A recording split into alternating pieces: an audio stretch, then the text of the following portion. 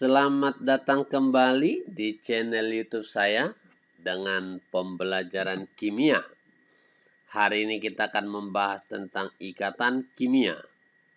Untuk bab pertama ini, kita akan membahas tentang ikatan ion dan ikatan kovalen.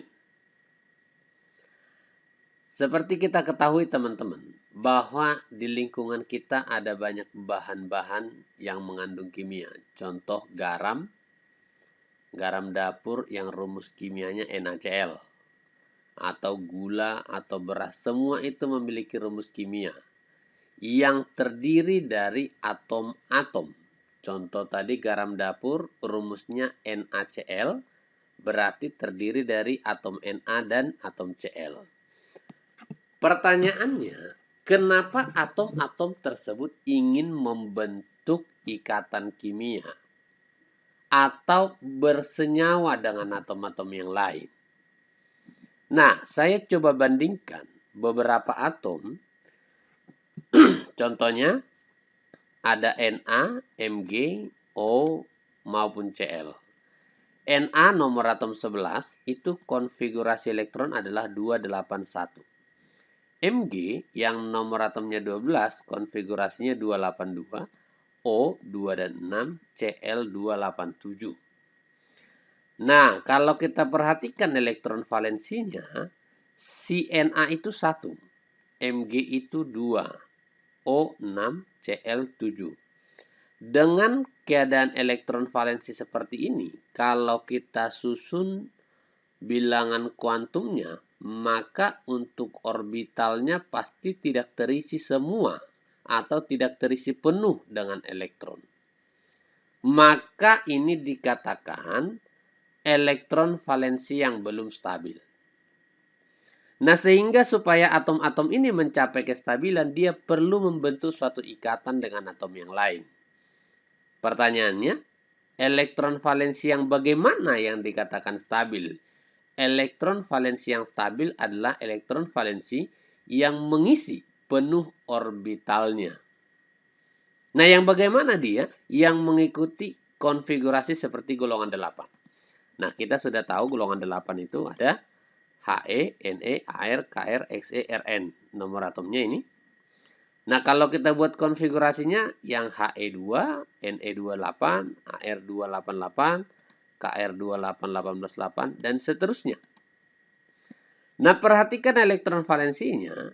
He itu 2. Jadi kalau kita buat orbitalnya 1s2 berarti orbital s itu terisi penuh. Lalu Ne8, Ar8 dan semuanya berakhiran 8 atau elektron valensi 8. Dengan elektron valensi seperti ini, kalau kita gambarkan orbitalnya, ini pasti penuh semua orbital dengan sepasang elektron. Inilah yang dikatakan dengan elektron valensi yang stabil. Nah, ketika sudah penuh semua, tentunya tidak mungkin bisa menerima atau melepaskan elektron. Maka atom-atom dengan elektron valensi yang belum penuh, itu akan memiliki kecenderungan untuk mencapai yang stabil seperti ini. Bagaimana caranya mencapai kestabilan? Ada 2 cara yang dilakukan. Yang pertama, ada yang melepaskan elektron. Yang kedua, ada yang menerima elektron. Supaya tercapai kaidah duplet maupun oktet. Nah, atom yang mana yang mencapai kaidah duplet? Itu atom-atom yang nomor atomnya di bawah 5. Sedangkan yang nomor atomnya di atas 5 itu semuanya akan mencapai oktet. Contoh, Na nomor atomnya 11 di atas 5. Maka stabilnya harus elektron valensi 8. Nah, karena konfigurasinya 281, supaya jadi 8, maka yang satu ini dibuang. Dilepaskan, maka tinggal yang 8. Mg 282, maka supaya jadi 8 terakhirnya ini dibuang. O 2 dan 6, supaya jadi 8, maka tidak mungkin yang 6 ini dibuang. Dia akan menerima 2 elektron supaya jadi 8. Sehingga O berubah jadi 2 min. Cl ini juga sudah 7. Bisa harusnya dia melepaskan 7 elektron sehingga tinggal 8. Tapi itu akan sulit. Lebih mudah menerima 1 elektron. Jadi kalau elektron valensinya 1 sampai 3 tinggal dibuang aja.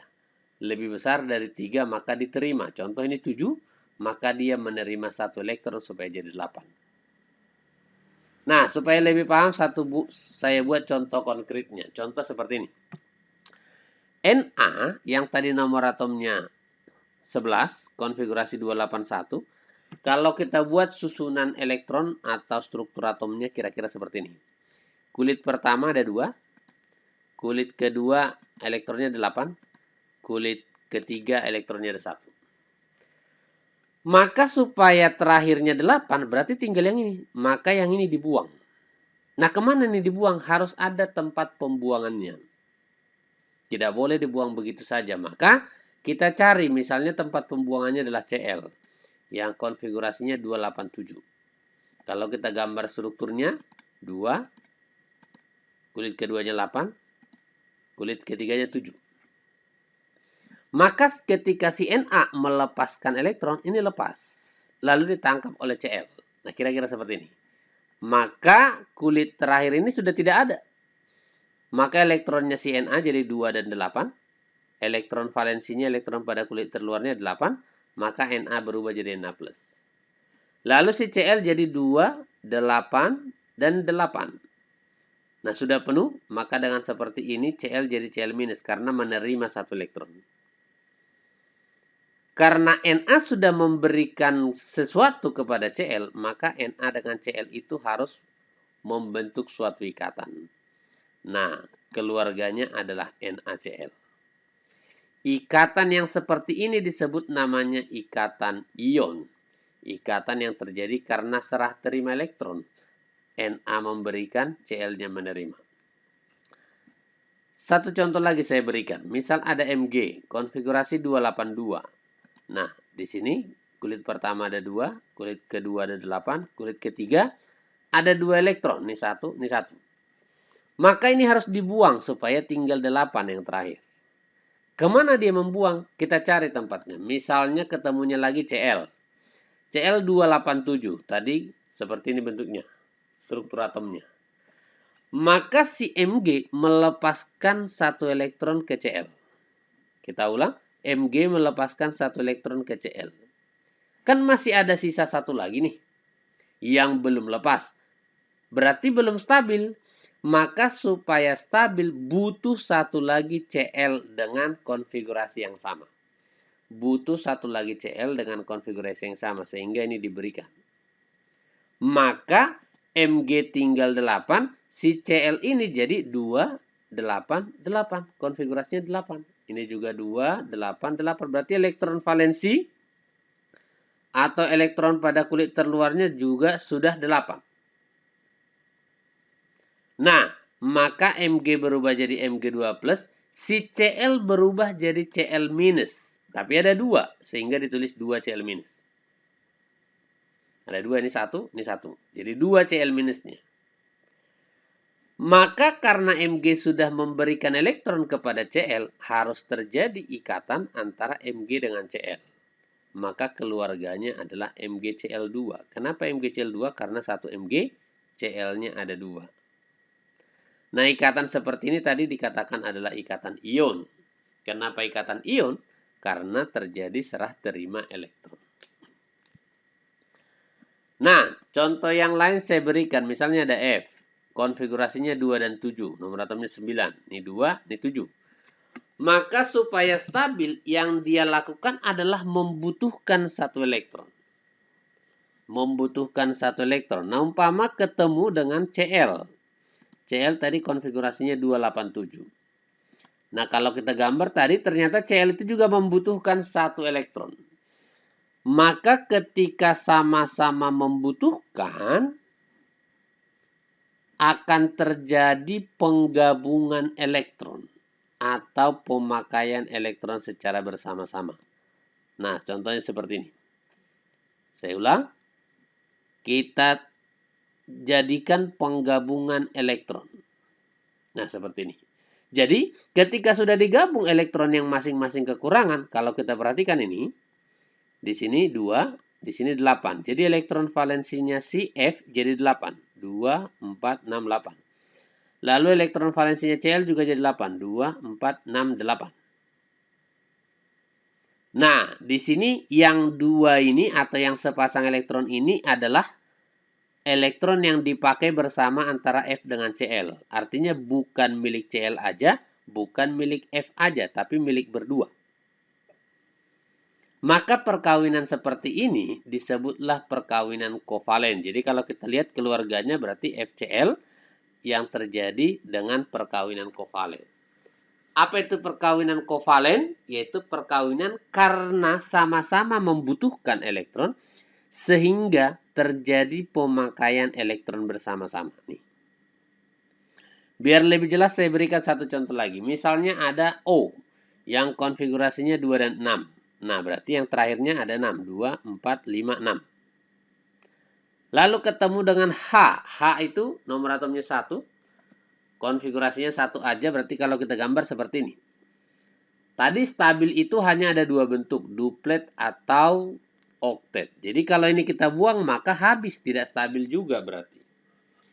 Maka walaupun si H itu cuma 1, elektron valensinya, yang dia lakukan untuk mencapai kestabilan adalah butuh 1 elektron. O dan H sama-sama butuh. Maka karena sama-sama butuh, terjadi perkawinan dengan pemakaian bersama. Maka H akan digabung dengan O, dipakai bersama-sama. Nah, saya ulang. Si H tadi, yang elektron valensinya 1, digabung dengan si O. Nah, sehingga O-nya jadi 2, berarti stabil dengan duplet. Namun si H tadi maaf, si H jadi 2. Jadi stabil dengan duplet. Namun si O masih kurang 1 lagi. Oleh karena itu berarti dibutuhkan H 1 lagi. Supaya bisa berpasangan dengan yang 1 biji yang ini. Sehingga ketika mereka sudah berpasangan, elektronnya si O, elektron valensinya sekarang jadi 8. Nah, perkawinan seperti ini membentuk keluarga H2O. H-nya 2, O-nya 1.